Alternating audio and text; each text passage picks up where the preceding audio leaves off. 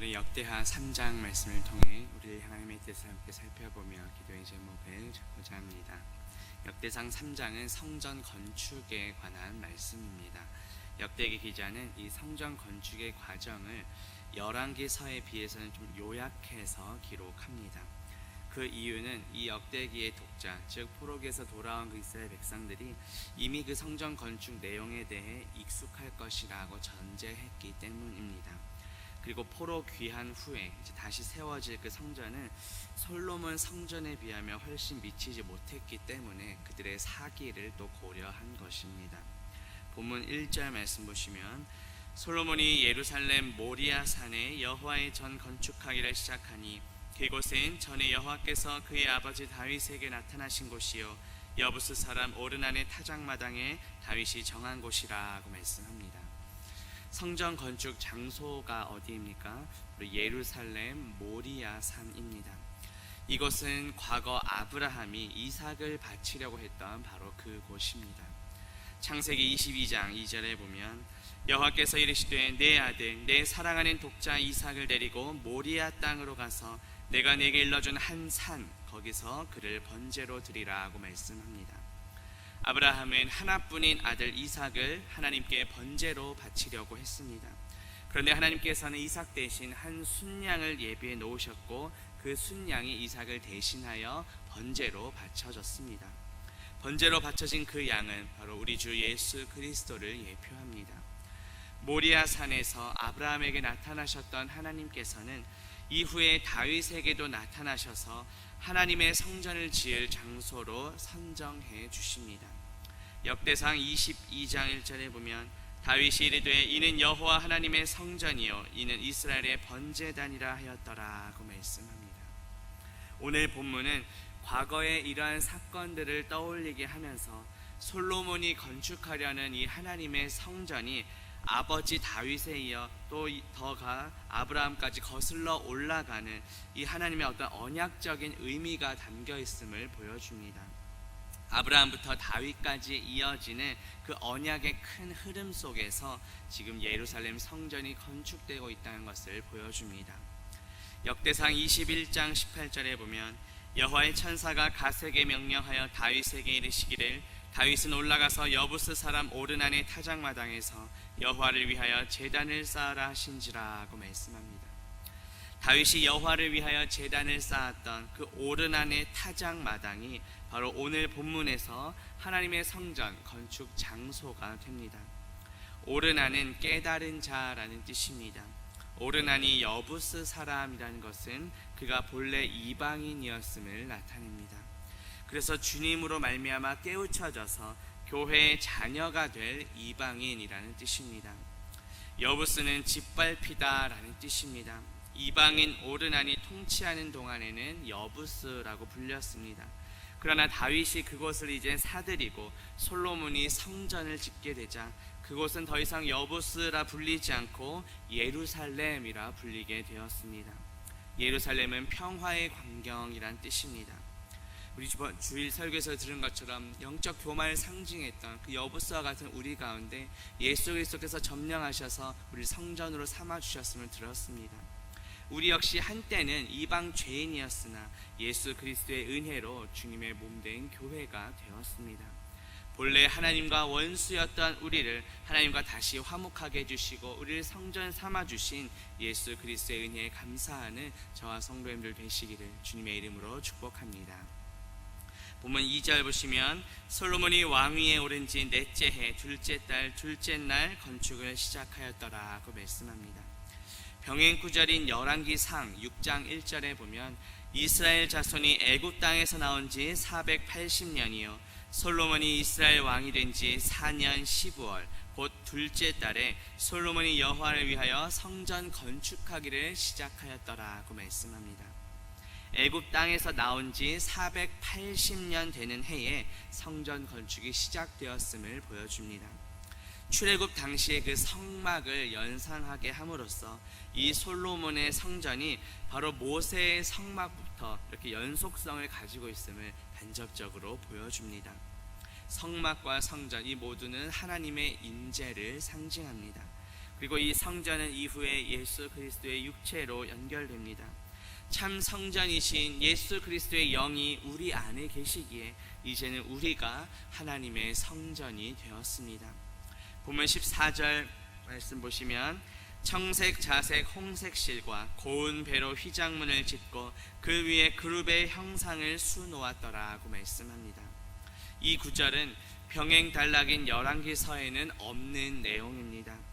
앞서 역대하 2장에서는 솔로몬은 성전 건축을 위해 두로 왕에게 자색, 홍색, 청색 실로 이렇게 직조할 수 있는 기술자를 요청했습니다.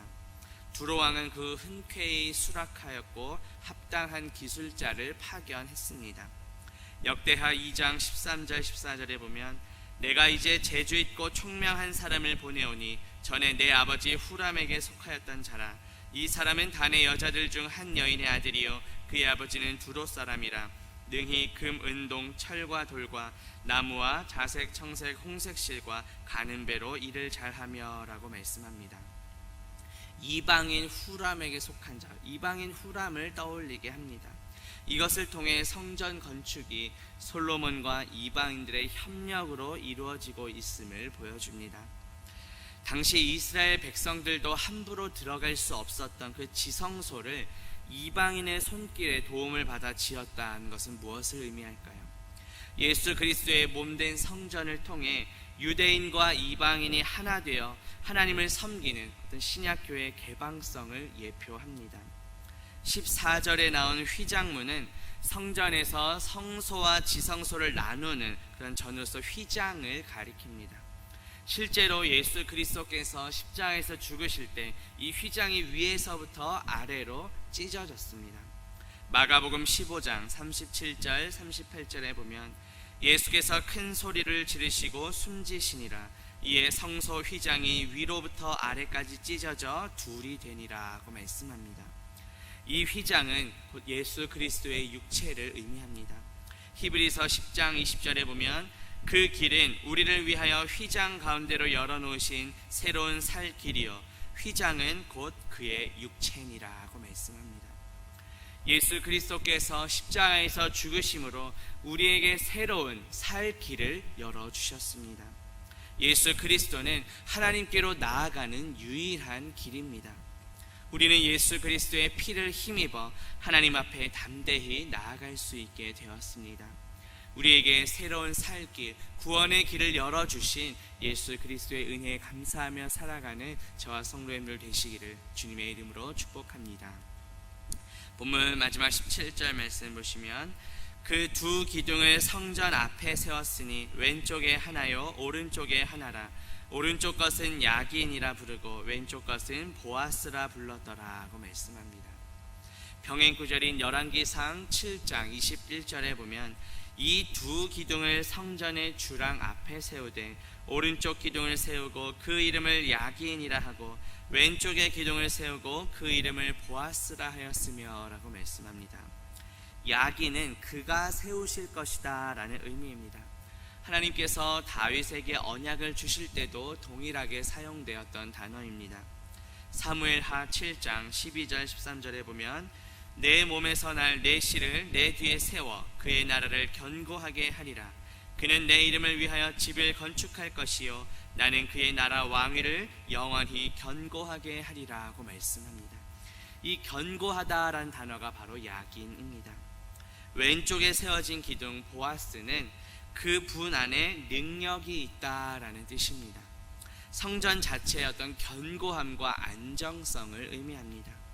다윗 왕조에게 힘과 능력을 주시는 분은 오직 하나님이심을 보여줍니다. 이 두 기둥들은 다윗 왕조를 세워주신 하나님의 은혜에 감사하고 또 이후에 세워질 왕들도 이 사실을 잊지 말 것을 소망하면서 세워놓은 것입니다. 그렇다면 오늘 이 역대기 본문이 앞서 이미 열왕기상에 나왔던 내용을 다시 한번 반복하면서 요약적으로 말씀하시는 그 목적은 무엇일까요? 이 역대기의 1차 독자들이었던 그 포로기 이후의 백성들에게 이 예루살렘 성전이 갖고 있는 어떤 신학적인 의미를 전달하기 위함입니다. 다윗의 성전 부지로 마련했던 이 오르난의 타작마당이 과거 아브라함이 이삭을 번제로 바치려고 했던 바로 그 모리아 산임을 언급하면서 하나님의 언약이 지금 실현되고 있음을 보여주기 위함입니다. 성전이 세워졌던 바로 그 모리아 산에서 이후에 어떤 일이 벌어집니까? 참 성전이신 예수 그리스도께서 십자가에 달리시게 됩니다. 이삭이 번제에 사용될 나무를 지고 모리아 산에 올라갔던 것처럼 우리 주 예수 그리스도께서도 십자가를 지시고 갈보리 산에 오르셨습니다. 구약의 모리아 산이 바로 신약의 갈보리 산입니다. 라틴어로는 갈보리, 그리고 아람어로는 골고다라고 불립니다. 요한복음 19장 17절에 보면 예수께서 자기의 십자가를 지시고 해골, 히브리 말로 골고다라 하는 곳에 나가시니라고 말씀합니다. 전승에 따르면 이 십자가가 세워진 장소가 바로 첫 번째 아담이 묻힌 곳이라고도 합니다. 그 장소가 해골산이라고 불린 이유는 첫 번째 인간의 머리가 그곳에 묻혔다고 전해져 왔기 때문입니다. 아브라함이 하나뿐인 아들 이삭을 바치려 했던 그곳에서 하나님께서는 독생자 예수 그리스도를 우리에게 내어주셨습니다. 참 성전이신 예수 그리스도께서는 십자가에서 죽으시고 부활하셨습니다. 승천하시면서 예수 그리스도의 영이신 성령님을 우리에게 보내주셨습니다. 참 성전이신 예수 그리스도의 영이 우리 안에 계시기에 이제는 우리가 하나님의 성전입니다. 요한계시록 21장 2절에 보면 또 내가 보매 거룩한 성 새 예루살렘이 하나님께로부터 하늘에서 내려오니 그 준비한 것이 신부가 남편을 위하여 단장한 것 같더라 하고 말씀합니다. 거룩한 성 새 예루살렘은 신랑 되신 예수 그리스도와 신부인 교회, 즉 우리의 온전한 연합을 의미합니다. 주님께서 다시 오시는 그날 우리는 거룩한 성 새 예루살렘에서 주님과 영원토록 교제하며 살아가게 될 것입니다. 그 날을 사모하며 이 땅에서도 하나님의 성전으로서 거룩하게 구별된 삶을 살아가는 저와 성도님들 되시기를 주님의 이름으로 축복합니다. 기도합니다. 하나님 아버지, 오늘 말씀을 통해 하나님께서는 성전 건축 장소인 모리아 산을 이미 예비해 놓으셨고 그 자리는 아브라함이 이삭을 번제로 바치려 했던 곳이며 예수 그리스도께서 십자가에 달려 죽으신 갈보리 산이었음을 깨닫게 하시니 감사합니다. 참 성전이신 예수 그리스도께서 우리 안에 계시기에 이제는 우리가 하나님의 성전임을 믿습니다. 주님께서 다시 오시는 그날 영원한 저 천국 거룩한 성 새 예루살렘에서 주님과 온전히 연합하며 영원토록 교제할 것을 소망합니다. 그날을 사모하며 이 땅에서도 하나님의 성전으로서 거룩하게 구별된 삶을 살아가는 우리 모두가 되게 하옵소서. 예수 그리스도의 이름으로 기도합니다. 아멘.